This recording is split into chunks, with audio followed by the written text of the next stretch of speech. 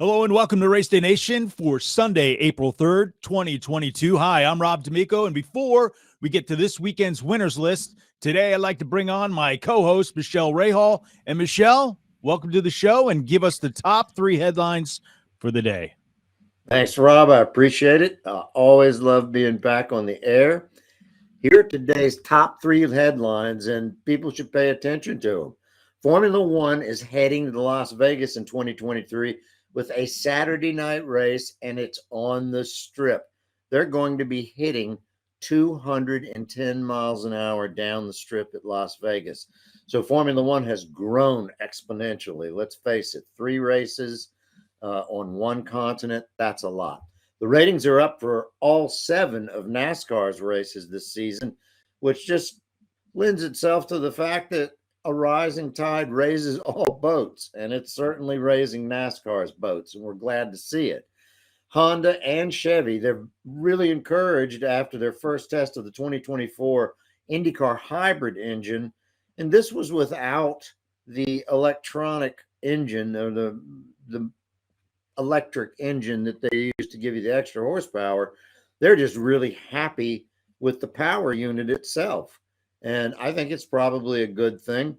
I'm just hoping that they move a little more towards the Formula One model with, the type of halos that they've had. But anyway, back to you, Rob. Yeah, man, I got to tell you, I'm pretty excited to discuss a few of those topics, especially the F1 in Vegas, the ratings, some ideas why we think that may be up, and also the engine with IndyCar and, some of the things that we'll see coming out of that series. But before we get to our winners list, I want to give a little background on the show. If you're new to the show and just tuning in, my name is Rob D'Amico. It's Michele Rahal. We used to do a show called Race Day on Fox Sports Radio. We did it for over a decade at Fox Sports, and I had a great time doing that. It was on close to 400 radio stations across 450. Yeah, it was a lot. The military channels all over the world. Yeah, it was a lot of fun. We had a blast doing it, and kind of, life got in the way a little bit, and we took the decade off, but we still followed the sport. So here we are, another decade, 2 decades into this, and we're back on the air doing this, and we'll soon go live so you guys can interact with us. I promise we're going to do that. We're going to have guests on here as well, but that gives a little background of who we are, and what we cover is basically the big 4. We go NASCAR, we go F1, we go IndyCar, we go IMSA. That's kind of our background. It's Michele, you've raced, I've raced. So that's kind of where we're at in our lives, and that's what we like to talk about, right? Absolutely. I don't really have any hobbies, not anymore. I think I'm going to actually, believe it or not, I think I'm going to take up soaring, sailplanes. I think I'm going to do that. Yeah, I got to do something. I mean, after you've raced cars for a living, what's left? That's what I just thought you wanted to be sore. He's soaring. Yeah, he's soaring again. All right. If you want to get more information, you can go to our website. We got 8 total podcasts on there as well with our little network. We have some RSS news feeds from Toby Christie, Racer Magazine, and Motorsport.com. You can follow us on social. That's at RaceDay Nation. You can also follow me at Rob D'Amico, ROBDAMICO. And Michele, where can they find you? They can find me at Michele Rahal, MICHELE and the number 9. Still can't figure that one out, but that's where you can find me on Instagram. All right, here are today's winners list. And Michele, we're going to kick it off with F1, last week's GP in Saudi Arabia. What a race. That was a hell of a race. I mean, it really, Max Verstappen took his first points of the 2022 season at the Grand Prix, and he did it in, some folks call it sensational style. I'm leaning more towards the guy's matured because he actually raced Leclerc like they've been racing since karting days. It was brilliant. I mean, they went back and forth. The whole deal with the DRS is the 2 of them did not want to reach that DSR zone first. Yeah. Because they knew they were going to get passed. So that's kind of hilarious the way that thing worked out. it was like, okay, I'm going to pass. And then, once he got past, the other guy would go, okay, DRS, here we come. Overtake again. You had to literally time this thing out. It was very unique. But what happened on the last swap of that version of what was going on, a yellow comes out and kind of ruins it for a great finish, if you will. We could have seen a nice little battle there at the end. Yeah, it actually was a battle at the end when it went yellow. That allowed, of course, Verstappen to close up on him and intimidate him. If you've noticed what Verstappen does, he'll pull up. If they're going to go for a restart, he will pull up alongside the other guy and weave back and forth and move over on him, and just to take his attention away from what's about to happen, which is, of course, the green flag. And he's gotten very good at this. Not only that, but he timed the DRS perfectly. And he knew once, and he was on hard tires versus, I believe, the mediums for Leclerc. But those hard tires seem to work better with the Red Bull. Now, they're going to have a tough time with Ferrari. Ferrari's got the base under them, and that should be all too familiar to everybody when Mercedes came out in the hybrid era and just completely dominated. The RB18, the new Red Bull, is a little bit finicky, more finicky than the Ferraris, but they still have the ability to pull everything out of that car. So right now, it's Ferrari and Red Bull. One can only hope Mercedes pulls it together.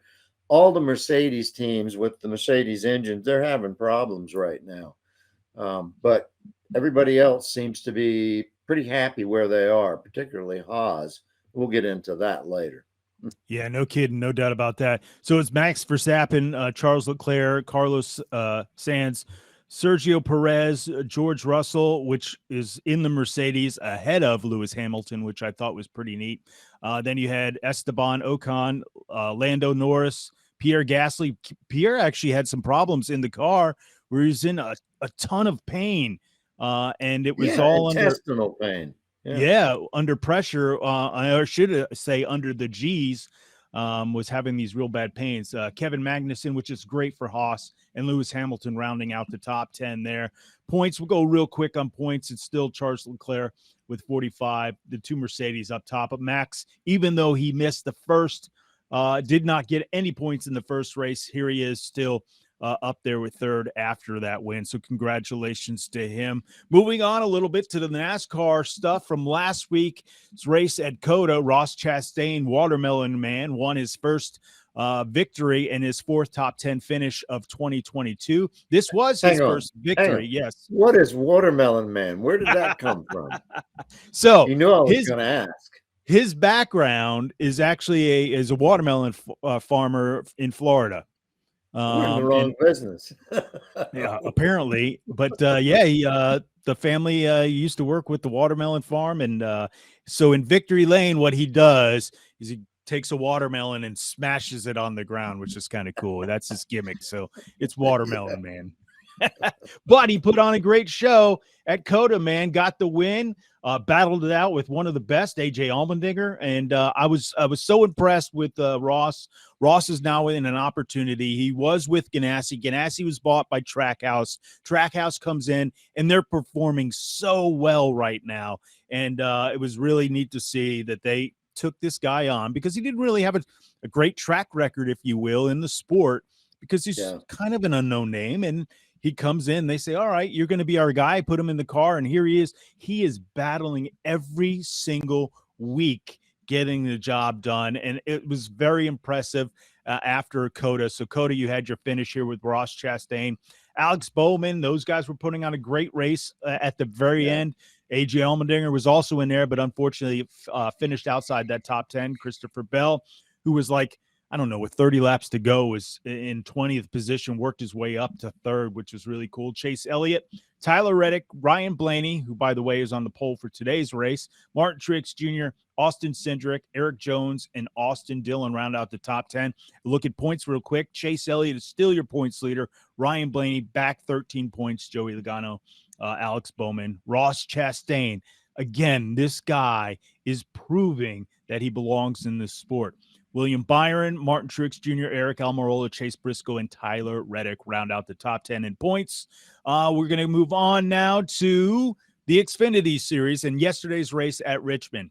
And this one, I got to tell you, was two teammates at the very end battling it out. It was Ty Gibbs, who bumped his Joe Gibbs racing teammate, John Hunter Nemechek, out of the lead on the final lap on pretty much the third corner, which was pretty amazing to watch these guys because they were kind of battling it out earlier, a few laps before, and you could see a little separation, and then one was trying to cool tires, and then one would go underneath and make the move, and they're bumping and banging each other, which was a great story between two teammates, but I'm wondering what that's going to end up like on Monday in the team meeting because Not good. these two young guns. That's the first rule. Do not take out your teammate.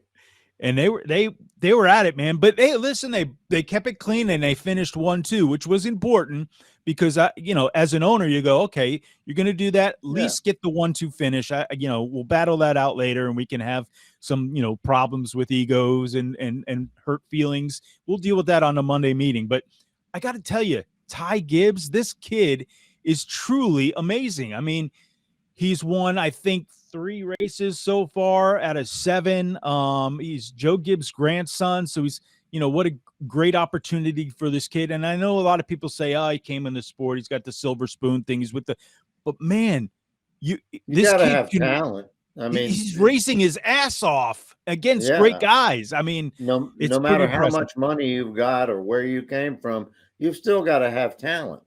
You might have to bring wheelbarrows full of money if your name isn't Gibbs, but nonetheless, you still have to have talent, period. Yeah, and he's got it. So here's your top 10 finish from the Xfinity Series from Richmond. It's Ty Gibbs, John Hunter Nemechek, Sam Mayer, AJ Allmendinger, Riley Herbst, Daniel Hemrick, Josh Berry, Brandon Brown, and Ryan Sieg. Round out your top 10 there, and Parker Retz something. I don't even know the kid, to be honest with you. I don't know where he came from, so I have to do a little homework on that guy. Forgiven. Yeah, you're all absolved. You don't know anything. Solier, you're all absolved. Points look like this. AJ's still on top. Ty's coming up. Is back 20. Noah Grigson's tied with him. You got Josh Berry. Some of the same names sitting up there in that top 10 as well. So that is your points and the Xfinity Series update for the winners list from this weekend. So we got a big race on today. We'll talk about that here in a minute. But Michele, let's talk a little IndyCar and IMSA coming up. Yeah, both series, they didn't race last week, and the next race for IndyCar, it's going to be April 10th at Long Beach, and the same goes for IMSA, which is, I really like this because it's 100, I believe it's 100 lap race. If that, it's a sprint race, no matter what. So, I mean, they're going to be racing on April 8th through the 10th. They're also on the streets of Long Beach, so everybody gathers up, and they'll all be there. Long Beach is one of those tracks. I mean, I had a driver there, and, it's one of those tracks where you always want to win because it is a marquee event, and it gets it should get quite a bit of airplay.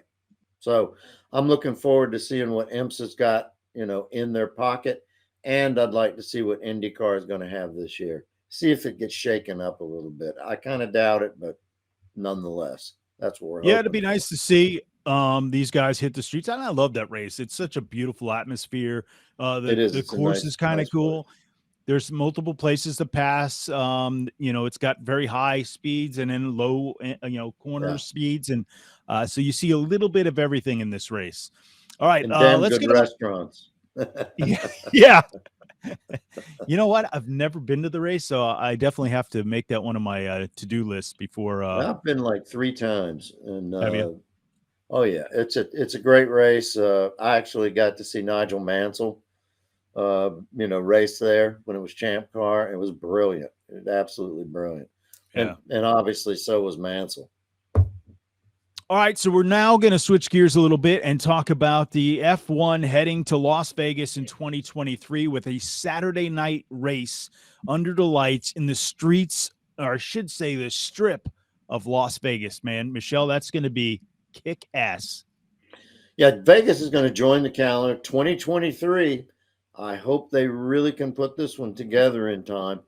But the race is going to be held on a Saturday night in November. I don't believe that has happened for them racing on a Saturday. I think it's some big figure like 60 races or 70 races since they've run on a Saturday. So that's a little different. But at night, in November on the strip at Vegas, it's just going to be completely wild. Dominicali, the head of F1, everybody is looking at the United States as becoming the new Europe, and which it is. It's becoming that. It's a huge consumer market. It's where they want to be. People are falling in love with it because of Netflix Drive to Survive. That's part of it. But it's the ideal place to run a Formula One race, particularly at night and particularly with all the beautiful lights. So everybody's excited about it. That race, from what I understand, is already sold out. That's possible, but I don't know how that works, but it's totally possible. I mean, but that would be pretty cool, man. I'm excited about that. And what this does for the market is, you said the popularity with the Netflix show Drive to Survive, and that's I love watching that thing. But there's been some kickback because of the quote unquote fake drama that they've had. But that kind of drama does exist in there. It's not so much on the in the mainstream, if you will, but that love-hate relationship is truly there in the series. And it's in every series. I mean, absolutely, virtually any pro series. I mean, amateur is a different story, but when you get into the pro series, everybody that you're racing against, I mean, you can be friends outside the cockpit, but when you drop that visor, it's a whole nother story. You're flipping a switch that, is a mental switch, and you become a racing driver. No longer my buddy is next to me in a car. So how does this work with all right, so when you go to Italy, obviously Ferrari, the flags are flying, everybody's, it's the hometown. You go to the UK and you have Lewis Hamilton fans are all over that. That's because he's from there. Yeah, you go to Germany, you got the the German cars and things like that.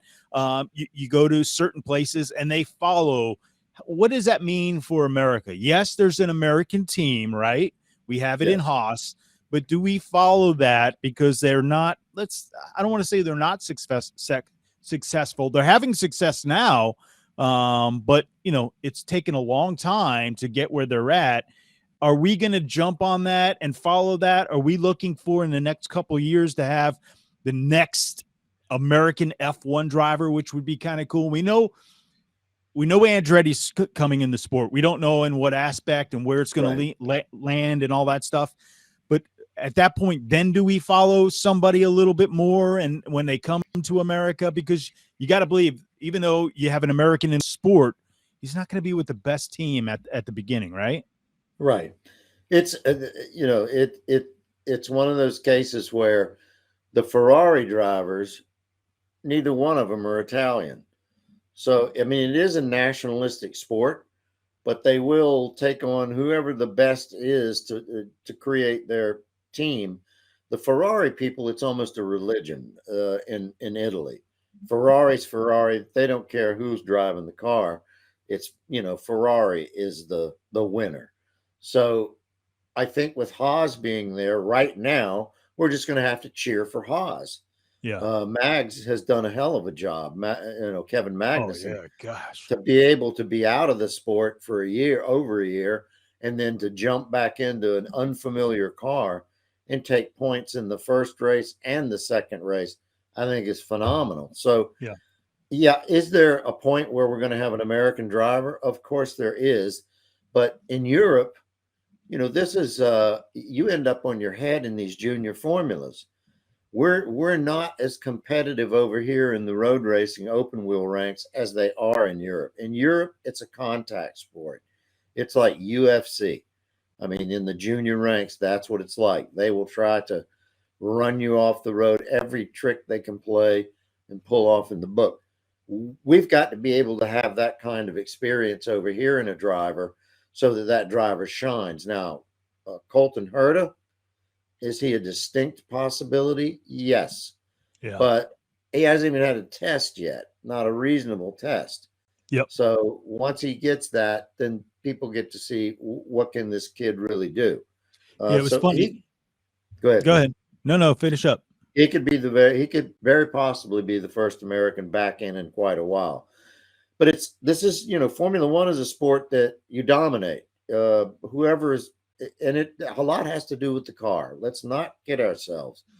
To see Haas go from the back row to the middle of the pack in one fell swoop, we know the car has a lot to do with it. To see Mercedes languishing back in 10th place for Hamilton. Yeah. Hamilton qualifies back in the field, doesn't even make it through Q1 in the Saudi Arabian race. That was big news. He really was mentally disturbed by the whole thing. And that seems to be going on and on. But look, never count Mercedes out. Mercedes, No. the problem smart. is, and they have a lot of money. Well, they do have a lot of money. And here's where you're going to find out how they funnel the money, because the cap is $140 million. That's what they've got to work with, barring the salary to the driver and the team principal, which for Ferrari and for Mercedes and for Red Bull, probably somewhere around the $80 million mark, $70 to $80 million in just those salaries. Nonetheless, it's going to take them coming forward, being able to figure out exactly what's wrong with this Mercedes.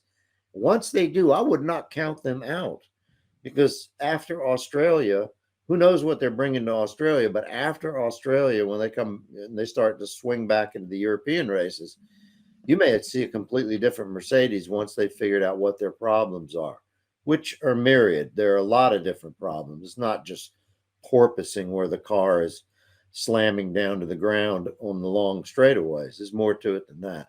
Yeah. I wouldn't count them out. No way. All right. So Liberty Media CEO and President Greg Maffei believes that the addition of the race in Las Vegas will increase the chances of an American driver reaching F1 in the near future. Michael Andretti attempts to enter F1. His attempts to enter F1 have been widely covered over the past 12 months, but no plan has yet to come to fruition for him.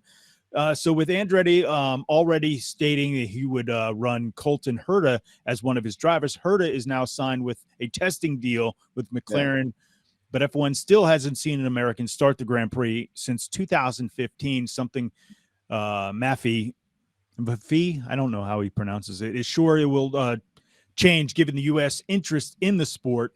And currently an American team in F1 is Haas, which we mentioned. And that's where it leads me to, is Colton the guy? Do we see an Alexander Rossi come back and make something out of it after being in IndyCar?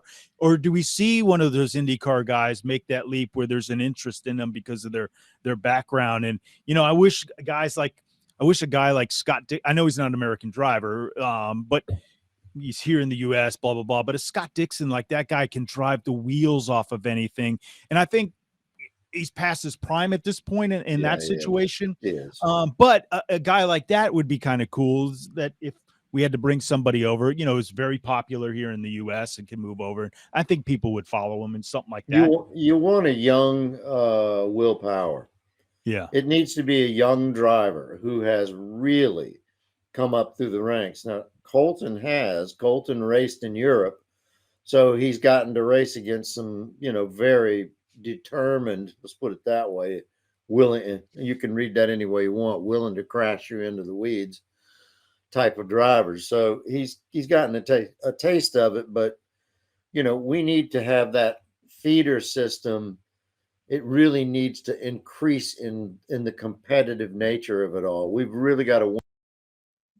We've got drivers that just, 4 or 5 drivers that could be possibilities. It's going to take a while, but hats off to Zax Brown for giving him a McLaren test deal.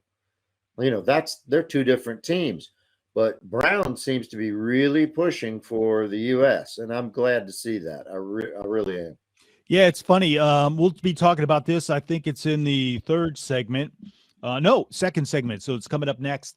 We'll be talking about what Zax Brown said about Monaco, and Yeah, isn't that an amazing statement to make? I mean, that is a almost statement. it's almost heresy to everybody, Yeah, but seriously.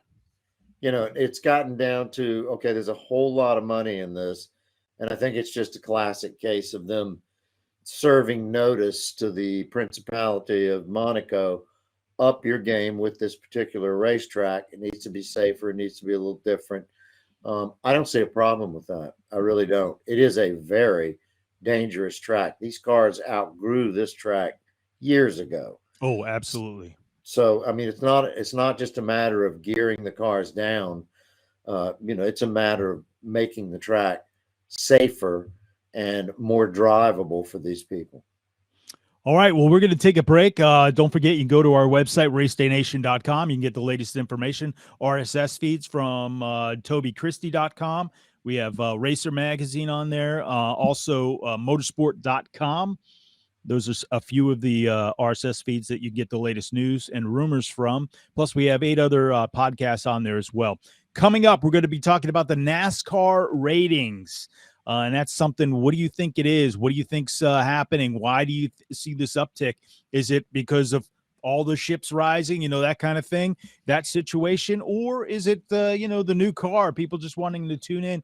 And let's not forget, we did kick off the season with a new venue, some new tracks, more road racing this year. Yeah. So it'll be interesting to see what that's all about and get our opinions on it, because that's what this show is about, our opinions. You may not like them, but we love them. And we don't care if you like them or not. I mean, that's the whole point. Also, we'll be talking about Zax Brown. And and by the way, you will be able to, once we get the show going live, you will be able to interact. You can interact right now. It's just not live with us. You can do it with the Facebook comments and the YouTube comments as well. Or, send us a direct message on Instagram, Facebook, whatever it may be with social media. Send it to him, because it's going to be hate mail, no doubt. All right, and then we'll talk about the comments Zax Brown made about Monaco in F1. I'm Rob D'Amico. He's Michele Rahal. This is RaceDay Nation. Place where fire and flavor are celebrated, where grilling traditions and new techniques are perfected. Here in Big Green Egg Country, you can grill it, roast it, smoke it, or bake it. It's the most versatile grill you'll ever own. Simple delight, easy to use, comes with a free lifetime warranty. Have it delivered to your door by a certified dealer in your community and start enjoying the ultimate cooking experience. Shop online for home delivery at biggreenegg.com. That's biggreenegg.com. All right, welcome back. It's RaceDay Nation. I don't know what Michele was doing over there. He looks like he's hollering out the window over there at the neighbors. Keep it down over there, David. Vaping. Come on, man. You got to quit that stuff. It's no good for you. My lungs are clear. I'm in good shape so All far. And it ain't, it's not smoking cigarettes, which is a lot of heat, and I get it. Yeah. All right. Welcome back to RaceDay Nation. I'm Rob D'Amico, Michele Rahal. Again, our website, racedaynation.com. Please go there, check it out. Great news feeds, other podcasts, things like that. You can also follow along with us on social media at RaceDay Nation. Also, you can follow me at Rob D'Amico. It's right there on the screen. You can see it. And Michele Rahal at Michele Rahal #9. So check that out. And don't forget to visit us on the web. All right. So we were talking about NASCAR ratings, and they're up for all 7 races this season. So NASCAR Cup Series ratings from Circuit of America was an average of 2.2 rating and a viewership of 3.73 million on Fox. It's up, they're saying 50%, 56% over last year's race. But it was this time last year, it's slightly higher over the Atlanta race that actually fell on that exact same weekend. But for this race in road racing, it's way up, which I'm pretty impressed, because me personally, this from all the years we've been talking about this, back in Race Day on Fox days, about how both of us love road racing, and road racing, and part of this in NASCAR and giving them more opportunities to do so. I think it's great. Now, that being said, I'm not a huge believer. I do like the Charlotte race on the Roval, but I don't like taking that course itself. It makes it, it's almost too slow of a speed during some of that, and too much power for those cars to run through that a track like that.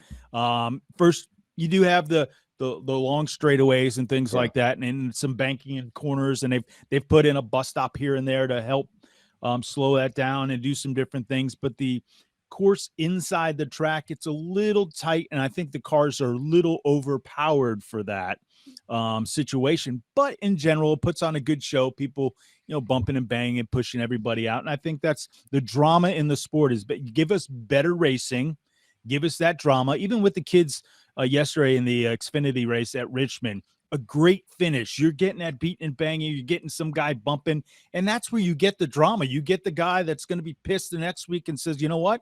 It's time for me to retaliate and give you a little taste of your own medicine. And I think that's what viewers like us want to tune in and see.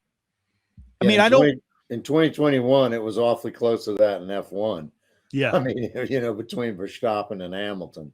Yeah, no doubt. I mean, that brought a lot of eyeballs to the table. So, anything that NASCAR does that makes it more exciting, and NASCAR is part of that. So, rising tide raises all boats. Yeah, it does, but it's still got to be a compelling thing to watch and to be at, or an event, a happening. And I think this new car has helped do that and shaken up the order a bit, which I'm all for. Let's shake it up and see what happens. I mean, adding the Clash at the beginning of the season at the Coliseum out in California, great idea. Listen, I thought, how the hell are you going to put these cars on a quarter-mile track inside of a stadium? I'm like, for real? But it turned out to be a pretty good show, and I think everybody in attendance, a new area, kind of brought them out and got them engaged, which was really good. I saw a lot of families in there. There was some entertainment at the venue, during the race. They stopped, had a little concert, which was real. I thought that was one of the neat things. I think Atlanta, the new track, I was very surprised, to be honest with you. I thought, oh, man, all the drivers love that track because it tears up tires. You got to be a race car driver to race that track. But the new banking in the pavement, super speedway style, it was very interesting, to be honest with you. And obviously, put on some good racing. It was packed, from what I understand. It was packed. I got to go and be I've never seen it that way. You and I have been there, 6, 7 times? More than that. Absolutely. Maybe. Probably. We've frozen our asses off up there, that's for sure. But nonetheless, if they can put all those butts in the seats at Atlanta, NASCAR's starting to do something right. Yeah.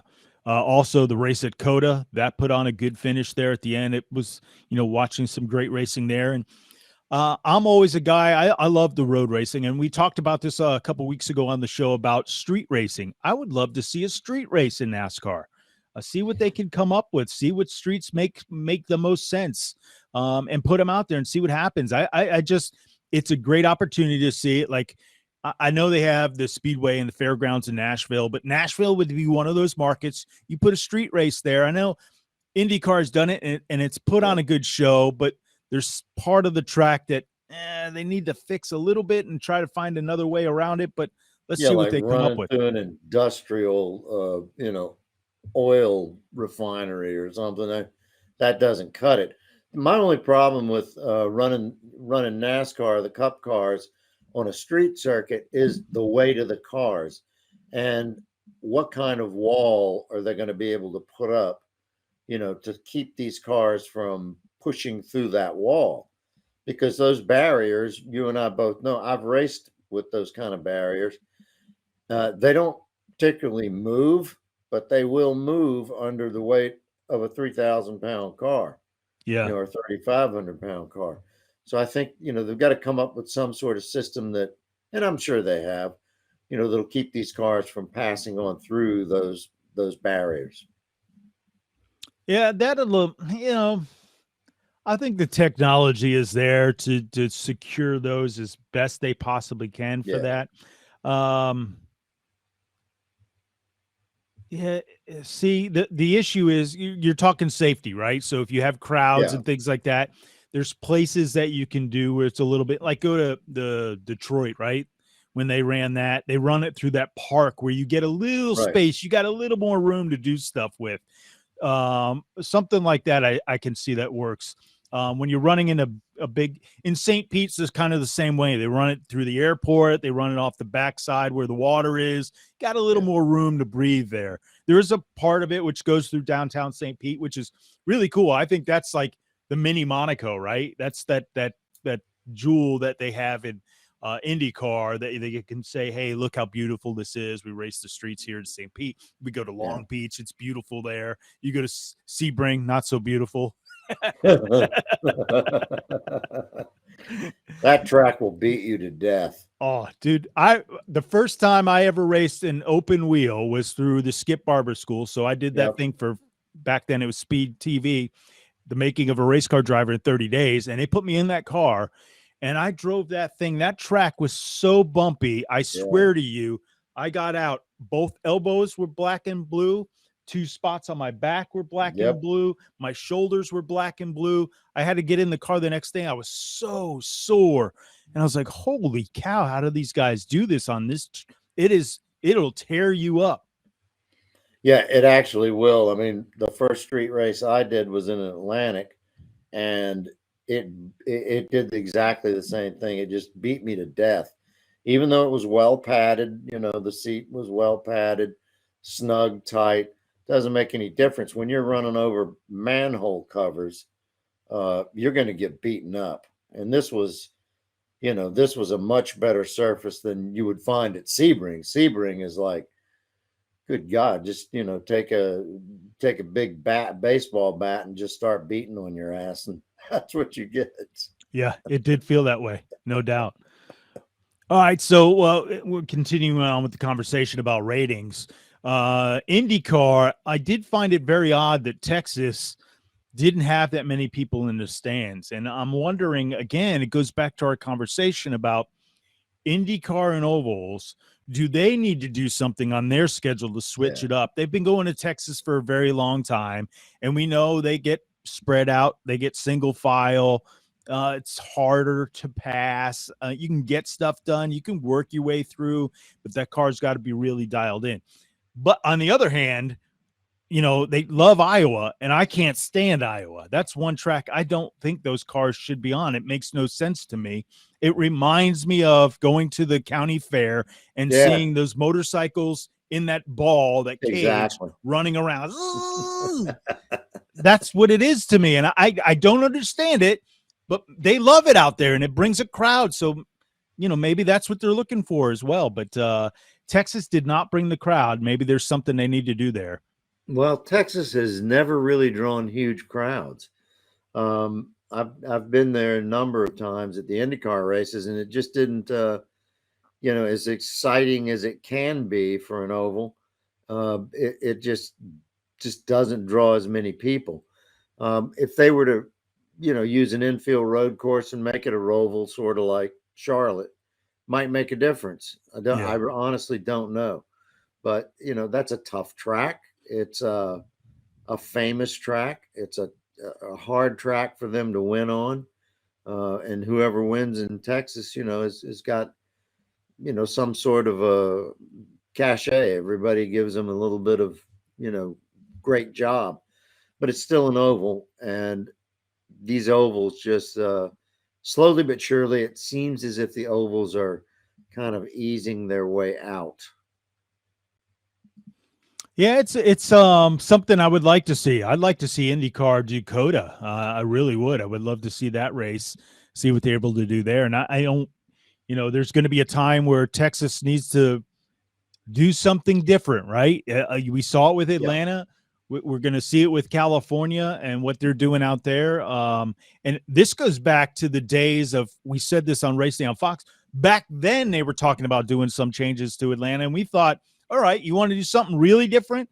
Put a little bus stop or a kink in one of the turns, almost like somebody took a bite out of the track, and you have like a little chicane, if you will, in turn 3, and give them a little passing opportunity, some braking, some left turn, right turn situations where you get a little passing on these tracks, a way to carry momentum through a corner, something like that, that changes it up, just a little bit to see what that does to the track. Maybe make it a little smaller. Don't, but I'm not saying, oh, make every track like a Bristol or do something drastic like that, but you can do some different things and try some stuff. If they were going to do anything, it would have to be, I would think, on the back stretch. Yep. They've already got a chicane in there just before the bridge, which to me, that was one of the most exciting things I've ever done, is to go full throttle up to that bridge and go through that, underneath the bridge, and it drops. It's like you're falling off a building. That was very exciting, but they slowed them down right before there with a chicane. Now, if you back up to when they come out onto that back straight, let's say halfway down the back straight, you might have a bus stop of sorts. I mean, I think that's probably the only place they can do it, Rob, at least in my memory of the track, driving the very track. Foggy. It's foggy, baby. No nobody knows. Whoever said the golden years should be shot, because there ain't nothing golden about them, baby. No, nothing. No, that's right. All right. I'm Rob D'Amico. He's Michele Rahal. This is RaceDay Nation. You can find us online, racedaynation.com. You can also, follow us on social at RaceDay Nation. Also me, at Rob D'Amico, and at Michele Rahal 9, the number 9. Also, let's switch gears a little bit and talk about with Zax Brown and mention about Monaco. We're talking about the rise of NASCAR and what they're doing and things they're trying to change. And boy, they've changed a lot. There's no doubt. They got a new car, different tracks, going different places, of a new venue, if you will. So Monaco is brought up. And Michele, talk about what Zax Brown had made mention of about Monaco. And is it truly in jeopardy here? I don't think it's in jeopardy. I think that what it is a play. It's part of a setup. They want Monaco to modernize. That's it in a nutshell. The modern Formula One cars are so ungodly fast around that track. And compared to the other tracks, they're slow. But it can be a very dangerous track. I mean, they're still using guardrails.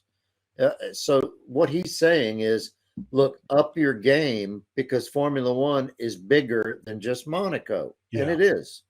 It absolutely is. So I think what Zax Brown is saying, and I think he's getting other people on board, especially the other teams, because a lot of equipment gets damaged there. Such a narrow track.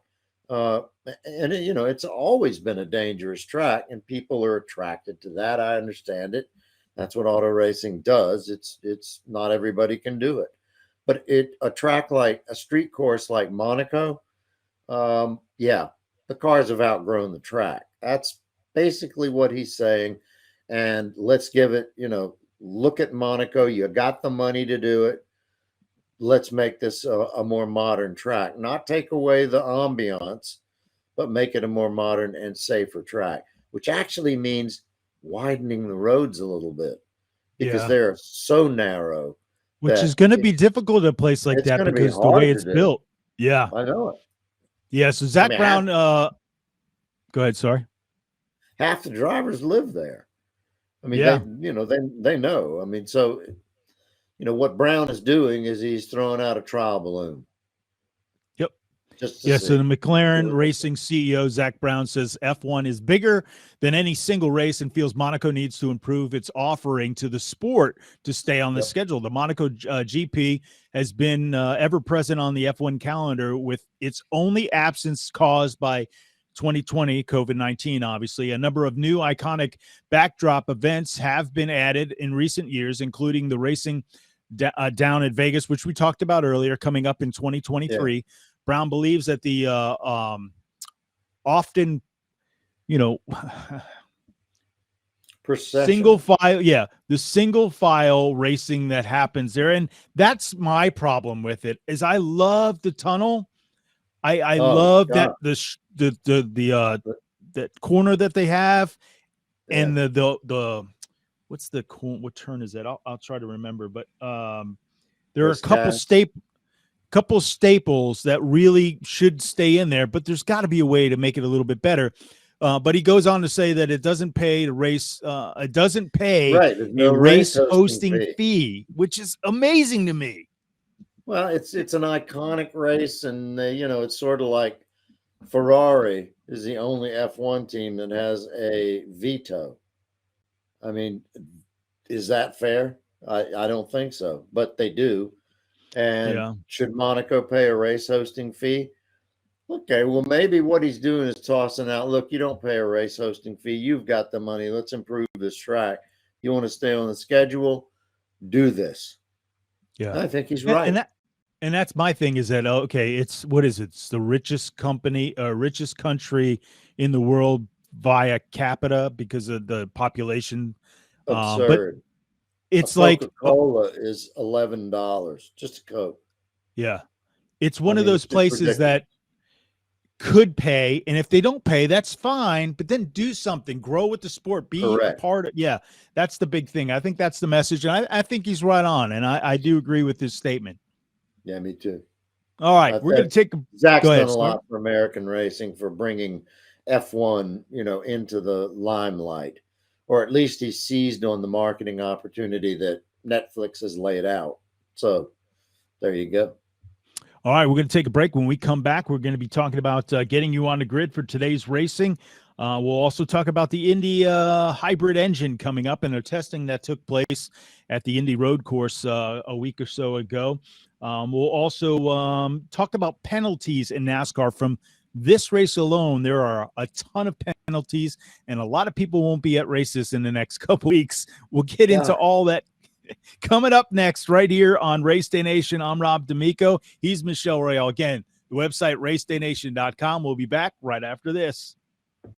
There's a place where fire and flavor are celebrated, where grilling traditions and new techniques are perfected. Here in Big Green Egg Country, you can grill it, roast it, smoke it, or bake it. It's the most versatile grill you'll ever own. Simple delight, easy to use, comes with a free lifetime warranty. Have it delivered to your door by a certified dealer in your community and start enjoying the ultimate cooking experience. Shop online for home delivery at biggreenegg.com. That's biggreenegg.com.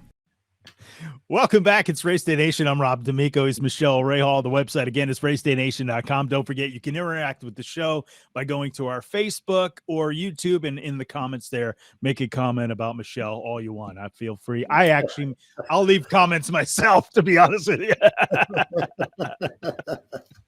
Who put this guy on the air? Yeah. And I'm like, oh, wait a minute. Idiots on the air. That's right. That's right.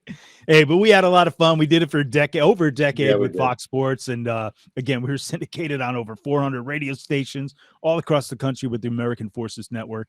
And now we're back on the air doing it again. So please tell your friends. And again, what we cover are the top four, because that's what we love. And I know that's what the majority of everybody loves. You're not going to get dirt racing, and not that there's anything wrong with that. Listen, there's a lot of dirt racers, sprint racers. Yeah. Well, the wing sprints, all that stuff. Even back then we used to cover MotoGP, Supercross. Yeah. I mean, 2 wheels, 4 wheels, it didn't matter. But listen, we wanted to do a show that, we love doing this. This is a hobby for us, right?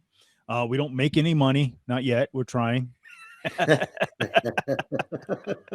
So it's a hobby, right? Is that how that works? I mean, you didn't have to say it like that, but yeah. I mean, it's at the moment that's what we've got. But well, do me a favor. If you got a complaint, go on and do it on the Facebook comments or YouTube comments. Michele will be on there. All right. We were talking about penalties here. I got to read this because there are so many penalties going on for today's race. So I'll talk about the penalties first, and then we'll get you on the grid a little bit later. But the penalties are Justin Haley and Greg Biffle were not permitted to qualify at Richmond and serve a penalty at the start of today's NASCAR race at Richmond. Haley's number 31 Colleague Racing Chevy failed inspection 3 times, as did Biffle's number 44. His Chevy also didn't pass inspection 3 times. Both teams also lose pit stall selection for today's race. Both teams will also lose a crew chief ejected from the event. On Haley's team, it was the car chief, Jaron Antley, and then on Biffle's team, it was the engineer Nick Oilia. So those guys, they're out of here. Haley and Biffle also serve a pass-through penalty. So pretty much they go a lap down right at the beginning of the race. And 5 other teams had their cars fail inspection twice and lost pit stall selection. The end and ejection of a crew member, all of them the car chiefs for these cars. The following cars, ready? Austin Dillon, AJ Allmendinger, Chris Buescher, Bubba Wallace, and Ricky Stinkhouse Jr. Yes, I said Stinkhouse because it's fun to say. Come on. I know I give him a hard time. He was actually really good to me and my kid. We went down to it won't be anymore. Yeah, now yeah. Oh, Rob D'Amico, you're out of here. Yeah, but it's such a cool name. It came up one day on the show. Somebody accidentally said it, and I had Jordan Taylor on, and him and Ricky were going back with some. That was a fun feud that they were going back and forth on Instagram or Twitter maybe back then. And I told him I used to call him Stinkhouse, and Jordan was like, "Oh hell yeah, game on!" I just love saying the name. Explain to me, you're Mr. NASCAR, so explain to me, if this has become a 3 strikes and you're out type of deal. What in the hell do they continue to fail inspection for? Is it still the wheels, or is it the stagger of the body? It's got to have something to do with the body. Something's not fitting in that, because it's all, at this point, it's all laser templated, right?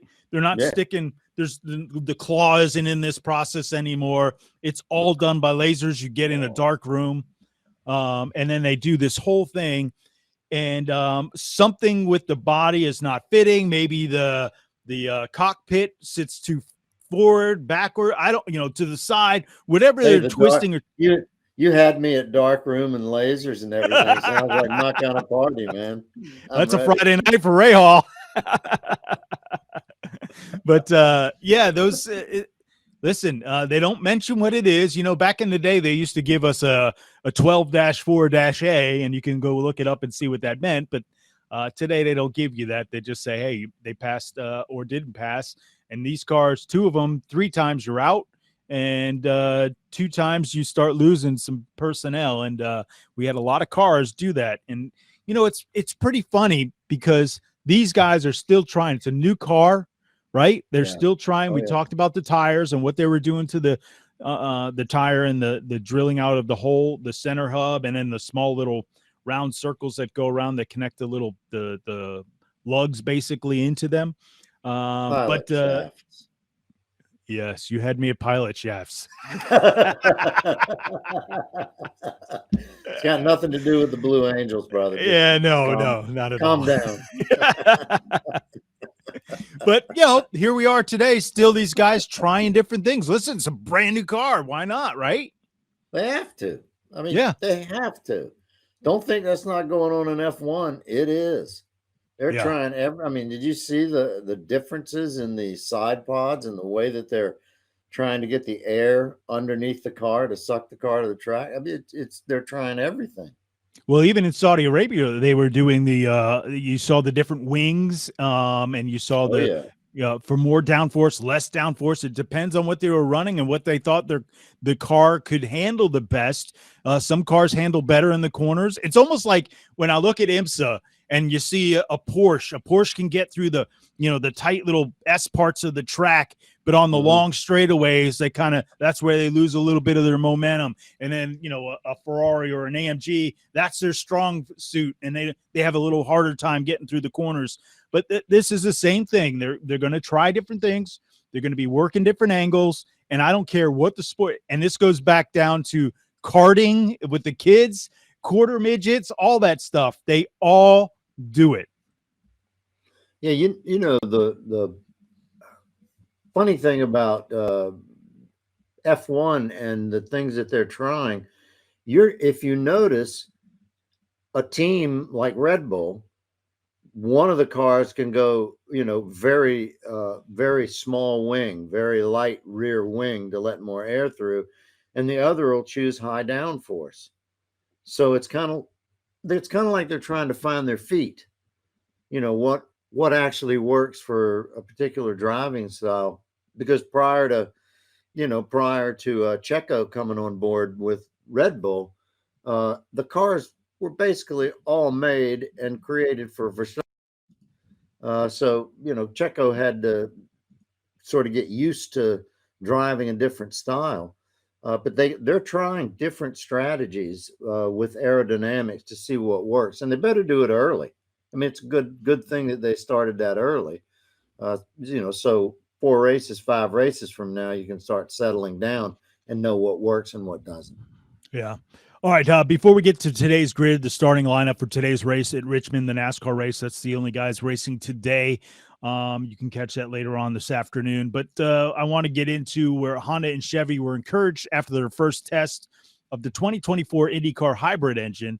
The NTT IndyCar series and the engine partner Chevy and Honda completed a successful open track test for the new and improved powerful 2024 combustion engine, which it was a 3-day test. They had some problems. It was really cold. It wasn't the right scenario for the test, but they were able to get out there and get their first look to see how their 2.4 liter twin turbo V6 power plants were going to, shape up here. No significant issues were reported for either manufacturers, whose 2024 motors are expected to produce something in the range of 800 horsepower and put a combined 900 horsepower to the ground once the new energy recovery system are incorporated into the hybrid package. So that's going to be the tail of the tape right there.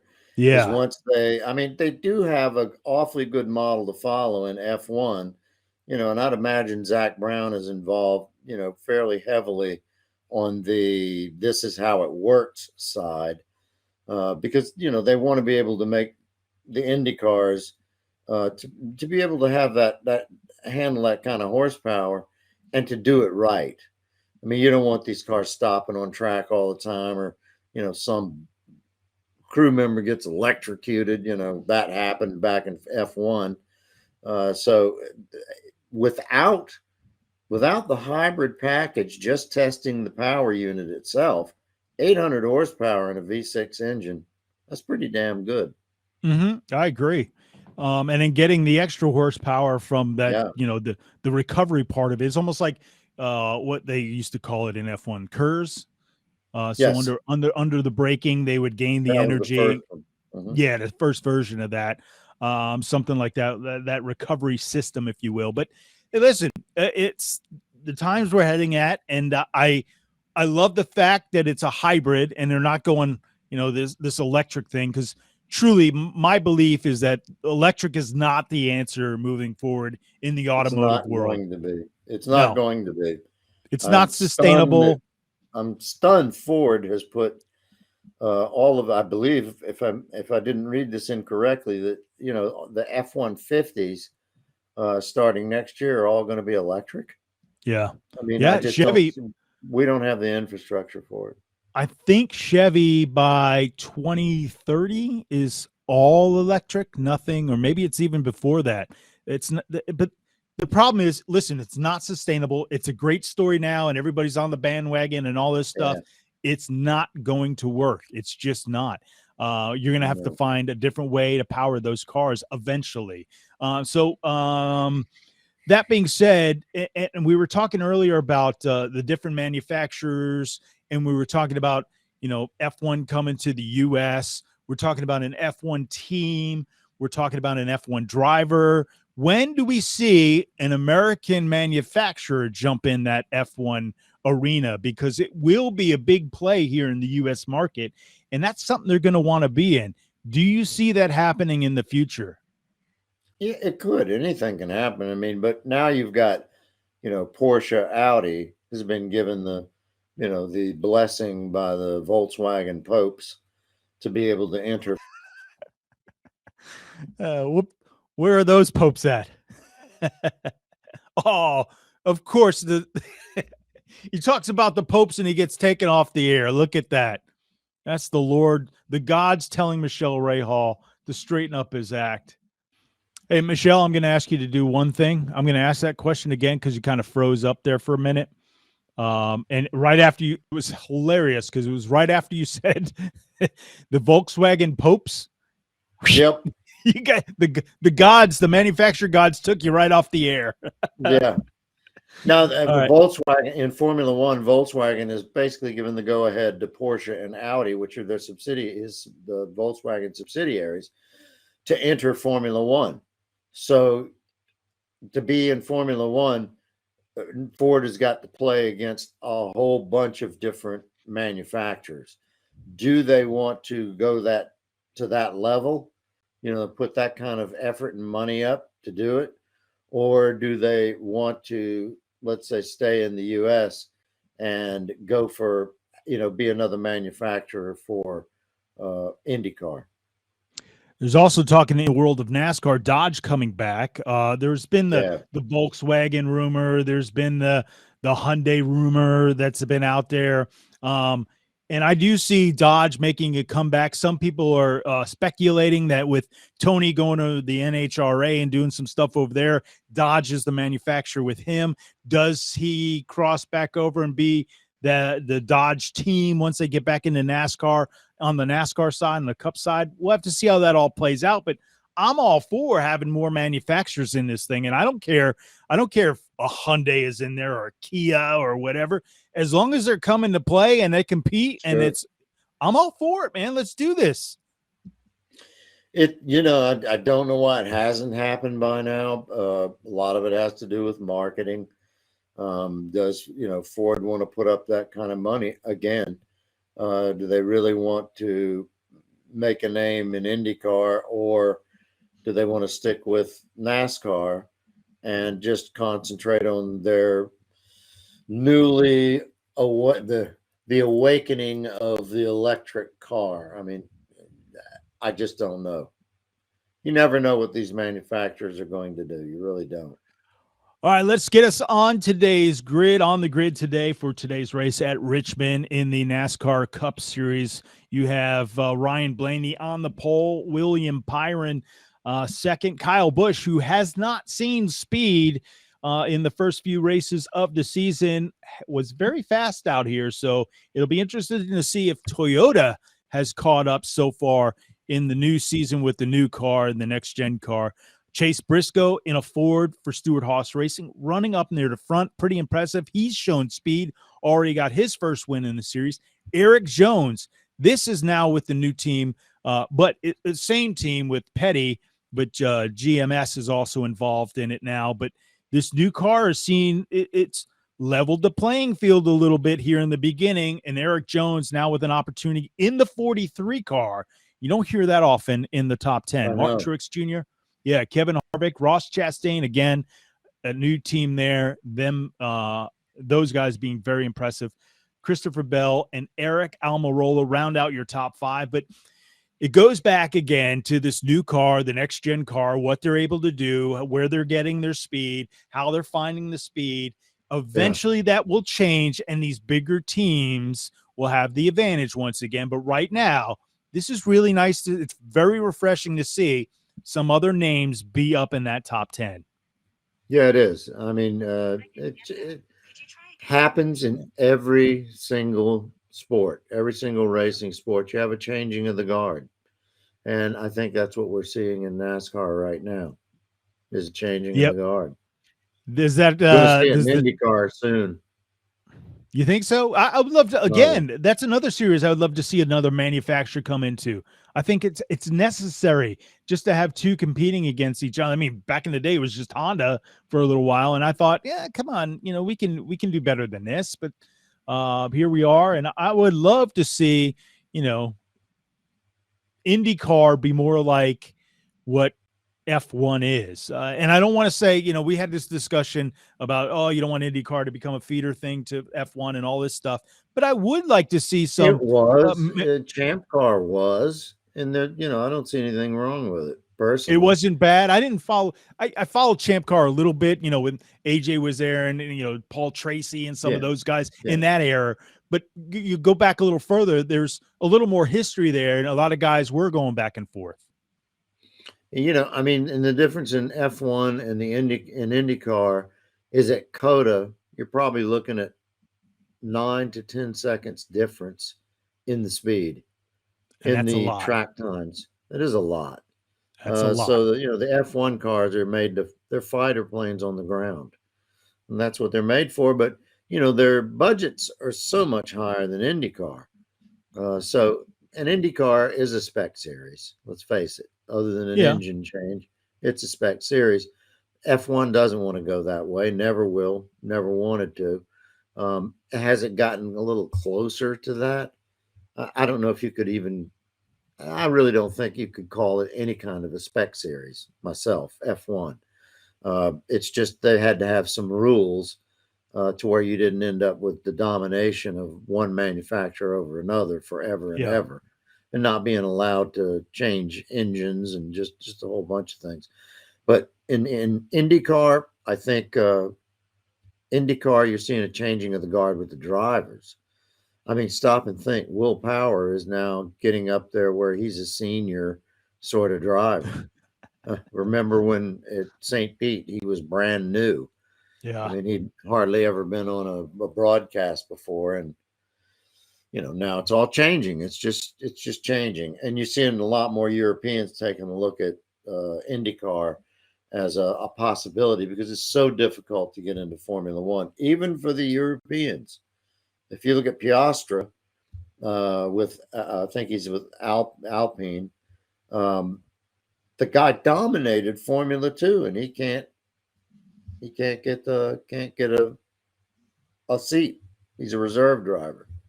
Oh, well, Makes no sense. Some guys will never see All that, about and money. that's All about right. money. All about That's money. right. All right, today's race, we talked about it. Ryan Blaney on the pole at Richmond. What kind of race do you think this is? Well, I be honest with you, I think it's going to be a guy who can get around the bottom the quickest. Probably going to have a fast car. You also are going to see guys, once you get into a race, if it's a longer stint, you'll start to see them move up the track a little bit to keep the momentum going, because they're going to lose that grip. And it'll be neat to see if the Toyotas have upped the game a little bit, because they've been struggling. They haven't been there. And now they got some drivers in that top 10. They're showing some speed. So maybe it's their opportunity to catch up the Fords and Chevys. And the Chevys, by that, I mean Hendrick cars. They've been dominant. But also with like a Ross Chastain and things like that. It was, again, neat to see some of these other guys get an opportunity, and Eric Jones being up there, Christopher Bell. Guys, you don't usually hear their names up the front, but here they are. No. They show speed, and it's paying off for some of ththese guys. So that's what type of race I expect today. I think still the favorites they're leaning towards a Ryan Blaney. I would, because he's obviously showed speed. But please don't leave out Kyle Busch. The guy is desperate. A guy that competitive, it's killing him inside not to have that speed, because he's capable of driving the wheels off any car. Yeah. It's like Lewis Hamilton. I mean, he's having a nervous practice. Oh, yeah, exactly. He's at the therapist. Yeah, he's at the therapist Monday through Friday, travels the weekend. I'd be willing to bet he retires after this season, if he doesn't. Yeah, even if he doesn't get the 8th championship, this guy's done enough. I mean, I think he's at that mindset where he may believe he's done enough, and Mercedes isn't going to be able to deliver. Yeah, they may be able to. I mean, you can't ever rule Mercedes-Benz out. From the old World War II era type of races, Mercedes has put everything they've got into it to fight, and they'll do it again. But that doesn't always mean they're going to make it happen. Yeah, Ferrari is awfully balanced, man. And honestly, I think if Max Verstappen would have finished and got points in that first race, Hamilton would either be further down and going, oh dear God, we're never going to make up these points, because that happened. At least they have a chance right now. They're still kind of in the game, and if they don't find the speed, that's when I think it's going to be desperation time for those guys, because it is so hard to crawl back unless they are like they pop out of nowhere and become like a superstar and start winning races, because that's what they're going to need to catch up with these points already. Yeah, they are, and they've historically been slow starting and really good on the second half of the season. But I'm not sure that's going to happen this go around. Yeah. By the fourth race, we're going to know. They're It's going to also know. It's also weird on the NASCAR side. We're talking about drivers who are competitive and haven't been that strong. Kevin Right. Harvick, his teammate Chase Briscoe is winning races. You got Eric Almirola, who's not, yes, he's good. Is he a great driver? I don't put him in that category. There's like an A lister and a B lister, that kind of thing. Great dude, but maybe it's with the cars. It's not his style. They haven't figured him out yet, and the setups. But Kevin Harvick is successful, right? In that same car, and now this year this new car is not Kevin Harvick friendly, and I don't know if Kevin's got to find something within him or the team's got to find, all right, how does this car balance out with Kevin Harvick? They have not found it. Today he's shown a little speed, so we'll have to see if he's back in the game, because that's another guy. They have to adapt. Mentally, these older drivers have to adapt. They got to be able to adapt their driving style to what's been handed them. A race driver will race a taxi cab, as long as will keep running, and they'll adapt to it. So, it's adapt or die. Yeah. All right, man. It's a big game, man. Big game. And it's a tough game. It's sometimes you don't figure it out. And it has to do with it. There's a chemistry part of that. There is the personnel part of that. There are parts and pieces that don't have anything to do with mechanics that need to take place behind the scenes as well. Because if you get, if you have a culture in the team organization that doesn't fit the driver doesn't feel like he's a part of this, or this person is, there's not a team effort, it really affects the entire organization. So that'll be, it'll be neat to see if there's something there as well. All right, Michele, that's it for today. What do you got planned for the week? Anything special? Zero. No, nothing special. I don't special. Nothing special. I've been working with my kid. Usual. Yeah, in our garage here, he's starting a like a detailing business while he goes to school. So he's been doing that, and it's been pretty cool, man. He's got some nice rides coming up in here, and he's doing the whole paint correction and ceramic coatings and all that stuff. Well, wow. Yeah, it's pretty cool, but he's having a blast and having a lot of fun. So I've been kind of doing that with him just to get the ins and outs of that market, if you will. But it's pretty cool. Been having a lot of fun doing that. All right. Don't forget, you can check us out on the web at RaceDayNation.com. You can get 8 podcasts on the network. We also have RSS feeds from Toby Christie, Racer, and Motorsport.com. And then you can also follow us at RaceDay Nation or personally at Rob D'Amico, ROBDAMICO. And Michele, where can they find you? It is Michele Rahal, and that is MICHELE RAHAL and the number 9. I hate odd numbers. I hate odd numbers. If they'd have said 10 or 8, I'd have been happy with that. But for some reason, I've always disliked odd numbers. That's just hilarious. My OCD kicking in. That's all. So did you have an assistant or something get you this URL or the handle at one point, or how did you come across it? Yeah, somebody did. Yeah. I think from my prior business that I owned a target, laser target system for self-defense. It's listed under Michele Rahal. So apparently that was already taken and she had to go with number 9. So got it. All right. Thanks for watching it. You can tune in. You got a comment? Leave one. Facebook, YouTube. You could do that right there, and we'll talk about it here on the show. Pretty soon we'll be doing the show live. And again, we cover everything from F1, NASCAR, INDYCAR, IMSA. Those are our 4 bigs, and that's the ones we like to cover and talk about because, like you guys, everybody has an opinion, and they all stink, but we happen to love ours. Yeah, we do. If you don't, we do. It's too damn bad if you don't like it. That's where we get the comment and talk about it and that's the great part about this. Even when we did this before, it was the great part about the show. Not everything has to, fit in our world. Like we were talking about the ovals being an IndyCar. Okay. Yeah. We have the Indy 500, but we had somebody who says, hey, that makes that series unique to itself is that they do IndyCar go on ovals and road courses and street courses, and there's not a series that does that. So I get that part of it. All right, Michele, thank you very much for joining us today, and we'll see you right back here next week, same time, same place. I'm Rob D'Amico. He's Michele Rahal. Thank you for watching Race Day Nation. See ya.